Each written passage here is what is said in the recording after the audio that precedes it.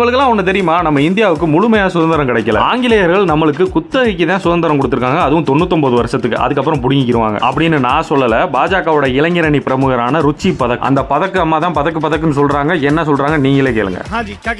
वही मैं बता रही हूँ कि ये भी 99 साल की लीज पर ले पाए थे आप. अगर आप में इतनी कुपत थी तो पूरी आजादी लेते ना. उस टाइम क्यों आपने लीज पर ले? அங்க உள்ள ஒரு பையன் சொல்றாப்ல, நேருஜி வாங்கி கொடுத்த சுதந்திரத்தை இப்ப நீங்க திரும்ப ஆங்கிலேயர்கள்ட்ட வித்துக்கிட்டு இருக்கீங்க அப்படின்னு சொல்றாப்ல. அதுக்கு இந்த பதக்கம்மா என்ன சொல்றாங்கன்னா, உங்க தியாகிகள் ஒன்னும் முழுமையான சுதந்திரத்தை வாங்கல, 99 ஆண்டுகளுக்கு குத்தகைக்கு தான் சுதந்திரம் வாங்கியிருக்காங்க அப்படின்னு சொல்றாங்க. உண்மையிலே இதுக்கு அறிவுன்னு ஒண்ணு இருக்கா? இதெல்லாம் படிச்சிருக்குமானே தெரியல. அதானே, நல்லா படிச்சிருந்தா இது ஏன் பாஜக போய் சேர போகுது? உடனே அந்த நிகழ்ச்சியோட தொகுப்பாளர் காண்டாயி, பாஜகவோட இளைஞரணி பிரமுகர் ருச்சி பதக் நம்ம நாட்டுக்கு சுதந்திரம் 99 வருஷம் குத்தகைக்கு தான் கிடைச்சிருக்குன்னு சொல்றாங்கன்னு நான் எழுதிக்கிறவா அப்படின்னு கேட்கிறாப்ல. யார் எங்க கேட்டாலும் மாத்தி சொல்ல மாட்டீங்களே அப்படின்னு சொல்லி சிரிக்கிறாப்ல. அதாவது இந்த ஒரு பானை சோத்துக்கு ஒரு சோறு பதம்னு வாங்க, இந்த மாதிரியான பொய்கள் எல்லாம் சொல்லி வச்சுதாங்க இந்த நார்த் இந்தியாவில் உள்ளவங்க பூரா மண்டையை கழுவி வச்சிருக்காங்க.